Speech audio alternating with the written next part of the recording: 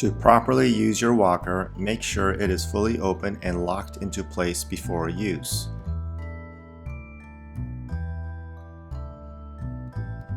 To fold back up, press the button and fold the hand grips along with the back leg inwards towards the front main frame.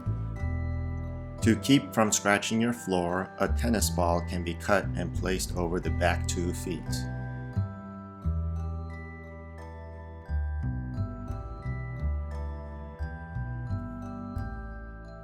The hand grip is in the correct place when it is even with your wrist, with your arm fully extended. Once you grasp the hand grip, you should have about a 15 to 20 degree bend in your elbow. To make an adjustment, turn the walker over, depress the button, and slide the leg in or out. Make sure all 4 legs are even.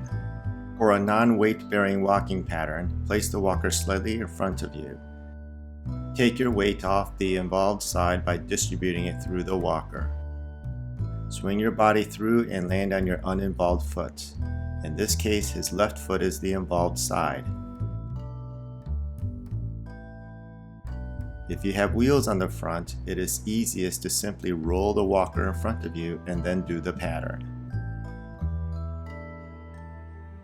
For a partial weight-bearing walking pattern, place the walker slightly in front of you, then step with your involved side first, followed by your uninvolved side.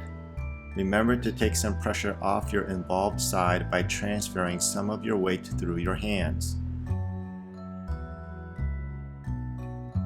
It may be easier to roll the walker instead of picking it up. The same sequence will apply.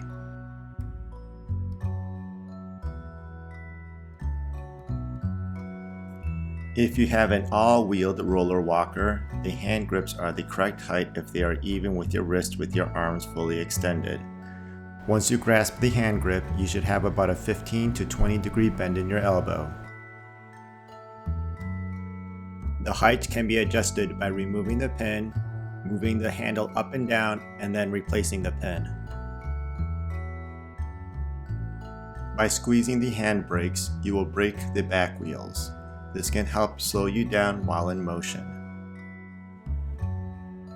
To lock the back wheel, push the hand brakes down. To unlock, pull them back up. Roller walkers are easy to fold. Most have a strap under the seat that can be pulled upward to assist. Push the roller walker like you would a grocery cart. Keep yourself close to the walker. To assist with turning to the right, squeeze the right brake slightly.